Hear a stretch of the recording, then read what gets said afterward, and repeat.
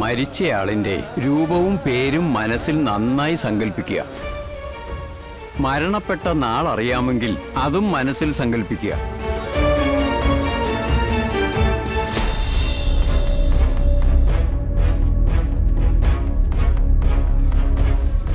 Sir, ഗുളിക. ഈ മരുന്ന് വെച്ചിട്ടൊന്നും ഒരു കാര്യമില്ല.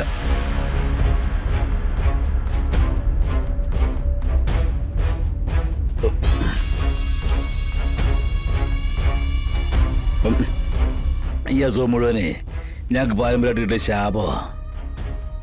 ഈ മരുന്നൊക്കെ ഒന്നും ഞങ്ങളെ രക്ഷിക്കാനൊന്നും ആവത്തില്ല.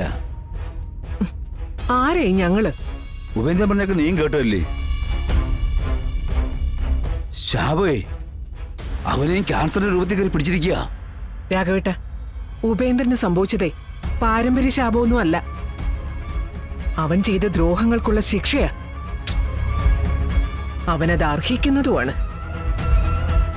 അവൻ നരകിക്കണം. നമ്മുടെ കൺമുമ്പിൽ കിടന്നെ നരകിച്ചു മരിക്കണം. എന്തിനാ ഭാമേ? മരണം അവന്റെ കൈ തന്തോർത്ത് എത്തി നിൽക്കുക. തെറ്റ് മനസ്സിലാക്കണാണല്ലോ അവന്റെ കാൽക്കൽ മാപ്പ് വെച്ചെത്തിയത്. എന്നിട്ട് ഞാൻ അവനോട് എന്താ ചെയ്ത്? കാര്യങ്ങളൊന്നും മനസ്സിലാക്കാതെ, യാതൊരു ധൈര്യം കാണിക്കാതെ അവൻ തല്ലുപിടിക്കാൻ നോക്കി. ഈ പാവമൊക്കെ ഞാനിവിടെ കൊണ്ടുപോയി വീട്ടിന്ന് ഒരാശ്രയം പ്രതീക്ഷിച്ച എന്റെ അനിയനെ പോലും എനിക്ക് വേണ്ട രീതിയിൽ മനസ്സിലാക്കാൻ പറ്റിയില്ലല്ലോ. രാഘവേട്ട, കഴിഞ്ഞു പോയ കാര്യങ്ങളോർത്ത് എന്തിനാ ഇങ്ങനെ സങ്കടപ്പെടുന്നത്? അവനോട് ചെയ്ത ഒരു തെറ്റായിട്ട് എനിക്ക് തോന്നിയിട്ടില്ല. ഇതിനു മുൻപേ ചെയ്യേണ്ടത് ഒരല്പം താമസിച്ചു, അത്രമാത്രം മനസ്സിലാക്കിയാൽ മതി. എന്റെ അസുഖം, എന്റെ അനിയന്റെ അസുഖം ഇനി വിഷുവിലേക്ക് എത്തുവോ? എന്റെ ചിന്താൾ അങ്ങനെ പോന്നേ. ഇനി കുടുംബത്തിൽ അടുത്ത അന്തരി എന്റെ വിഷ്ണുവാ. അവനും കൂടി എന്തെങ്കിലും സംഭവിച്ച പിന്നെ ഞാനില്ല. ഞാൻ ചാവും. ഞാൻ ചാവും. ഞാൻ ഈ ഭൂമിയിൽ ഉണ്ടാവൂല. പിന്നെ ഞാൻ ഈ ഭൂമിയിൽ ഉണ്ടാവൂല. അവനൊരു രോഗിയായി മാറുന്ന കാഴ്ച നിൽക്കാനുള്ള കെൽപ്പൊന്നും ഈ ഉള്ളവനില്ല. രാഘവേട്ട, വിഷ്ണുവിനൊന്നും സംഭവിക്കില്ല. എന്തിനാ രാഘവേട്ടൻ അമ്മനെ ഓർത്ത് ഇങ്ങനെ വേവലാതിപ്പെടുന്നത്? കുമാര കൈമള് പറഞ്ഞതുകൊണ്ടാണോ? അന്നേരം മുതലാണല്ലോ വിഷ്ണുവിനെ ഓർത്തുള്ള ഈ വേവലാതി.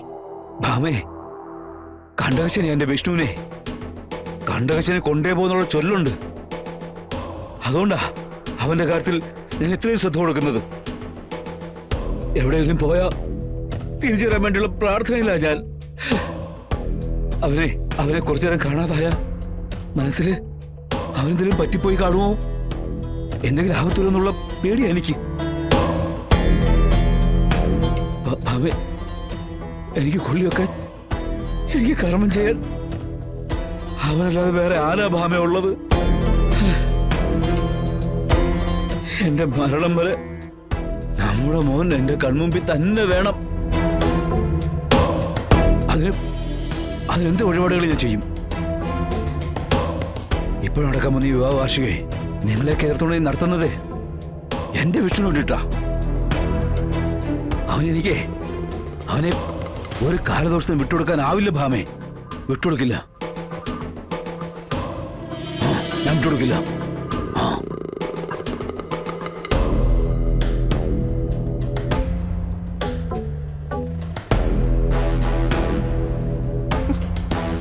ഈശ്വര,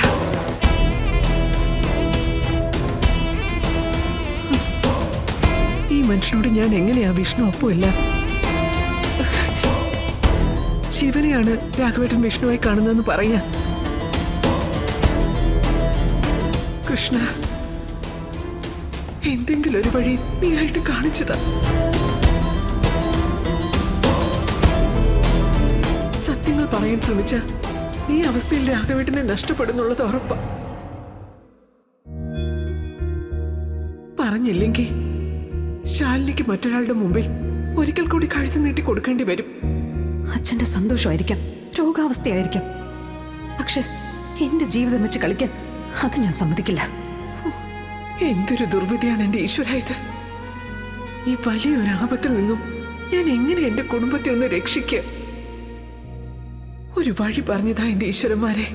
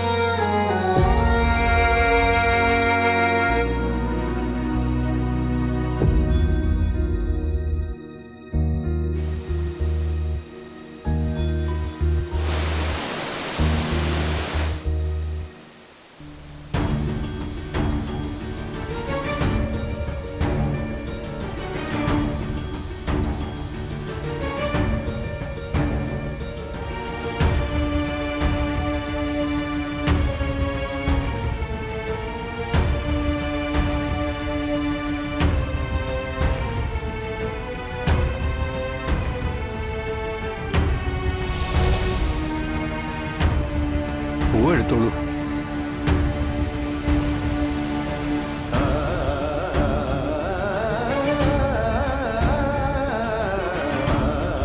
മരിച്ചയാളിന്റെ രൂപവും പേരും മനസ്സിൽ നന്നായി സങ്കല്പിക്കുക. മരണപ്പെട്ട നാളറിയാമെങ്കിൽ അതും മനസ്സിൽ സങ്കല്പിക്കുക.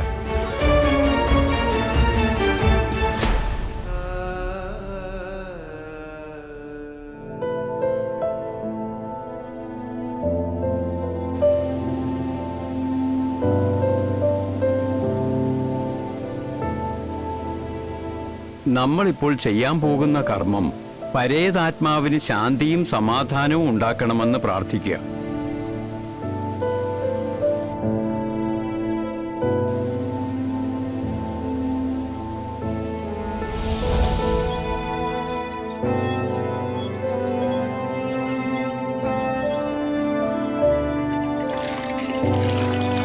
പ്രാർത്ഥനയോടെ ആ പുഷ്പം വിളക്കിലേക്കിടുക.